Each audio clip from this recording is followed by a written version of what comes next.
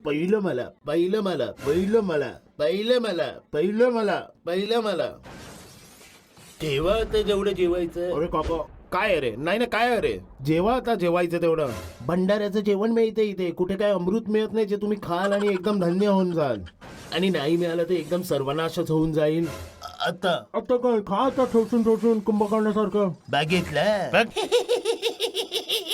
कोण हसताय रे? मी नाही हसत आहे यार. आम्ही असं कधी बोललो की तू हसतोय रे? मग अशा खुन्नसवाल्या नजरेने माझ्याकडे कशाला बघतोयस यार? ए ऐक. अरे जेव्हा तो व्हिडिओ बघतो तेव्हा कोणाचाच ऐकत नाही, पण माझा ऐकणार. ए ऐक. बघितलं ना काका, शाणे शाणे ऐकतात आम्ही बोलवलं की, तर ह्याची काय अवकात आहे? तिथे बघ जरा. आता दाखवतो ह्याला. जरा सांभाळून जा बाळा, समजलं? डाळ दे थोडी. काही बोललात का तुम्ही? मी म्हणतोय डाळ दे मला, कळलं? भात नाहीये तुमच्या प्लेटमध्ये, पहिलं भात घ्या मग मी तुम्हाला डाळ देईन. चला चला चला. नाही मला पहिलं डाळ हवी, डाळ दे तू. अरे अंकल डाळ दे पहिली. अरे अंकल तुम्ही एवढं का रागवताय? प्रेमाने बोला ना जसं मी बोलतोय. बायकोचा मार खाऊन आलाय वाटतं. भंडाऱ्यात जेवायला आलाय तर भंडाऱ्यात जेव. जास्ती फालतू वार्ता केलीस तर इथे. अरे गप्प, एकदम गप्प. आणि तू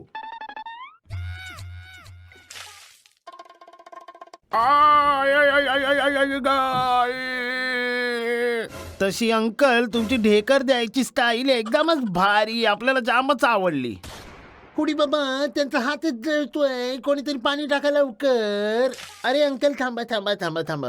अरे मला वाटलं अंकल ढकार घेतात. अंकल अंकल जास्त हात नाही जळला ना? अंकल अंकल आम्ही तुम्हाला काहीच व्हायला देणार नाही, पाणी आणतोय आम्ही तुमच्यासाठी, थांबा जरा. ओ पाणी तर आण जरा काका. आमच्या आईला दे.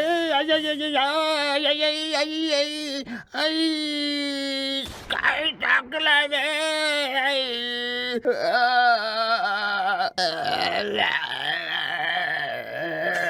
अरे आम्ही तुम्हाला गरम डाळ आणायला सांगितलेली, पाणी आणायला सांगितलेलं, तुम्ही तर परत डाळ घेऊन आलात. ते चष्मा नाही घातलेलं तर नाही दिसलं, तर असं झालं, चूक झाली. आता काय बोलणार याला? बाळा सांगतोस तुला, आता थांब. हात जळला तरी पण कुठलाच फरक नाही पडला. कुठले कुठले माणसं येतात इथे, म्हणजे हद पार झाली एकदम. हे काय चाललंय? अगं काही नाही, डाळ पडली फक्त, यांचा हात जळला, अजून काही नाही. अरे मग डाळ एवढी कशाला तापवली की खाणाऱ्याचा हातच जळून जाईल? तेच समजावा या सगळ्यांना. बघा काय करतायत माझ्या बरोबर.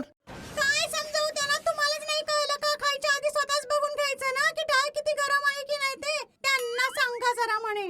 अरे अंकल तुम्हाला काय पाहिजे?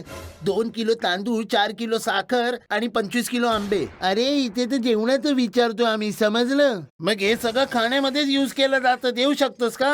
अरे अंकल म्हणजे तसं थोडीच असतं. नाही मग असं विचारतोस कशाला की अंकल काय पाहिजे? बघा प्रेमाने जेवून घ्या, पाणी प्या, हात पाय धुवून घ्या आणि निघून जा बस. आणि जर खुन्नेस करून गेलो तर काय होणार? मग काय झालं? तरी देखील निघून जा. आणि आमची मर्जी भाई, आम्ही कसे पण जाऊ. हवं तर खुनशीने जाऊ, हवं तर प्रेमाने जाऊ, हवं तर नाचत गाजत जाऊ, आणि हवं तर हात हलवत अपंगासारखं जाऊ. कोणी काही बोलत का नाही भाई? अंकल वाटतं काही जास्तच झालं. काय बोलते? अरे काही जास्त नाही झालं. ए इथे बघ रे, खूप पकपक करतोयस तू, बघेन घेते तुला. पकपक नाही, ते मनात होतं त्यामुळे बोललो. आणि काय ते मन खूप चंचल असतं, पण मन जे बोलतं तेच केलं पाहिजे, हे आमचं मानणं आहे, समजलं ना? अरे मला असं का वाटतं की माझ्या पण मनात येते की मी काहीतरी करावंसं. जरूर करा भाई, कोण थांबवतोय तुम्हाला? ए बाळा जेवण दे. अरे अंकल थांबा 2 मिनिटं, मॅम काहीतरी करायला जात आहेत, तर तुम्ही ते बघा आणि मग त्यानंतरच जेवण जेवा. काय मॅम तसं काय बोलत नाहीयेत, मुक्या झाल्यात वाटतं. वाटतंय मुकी बरोबर बहिरी पण झालीये. गुंगी, बहिरी, आत्ता दाखवते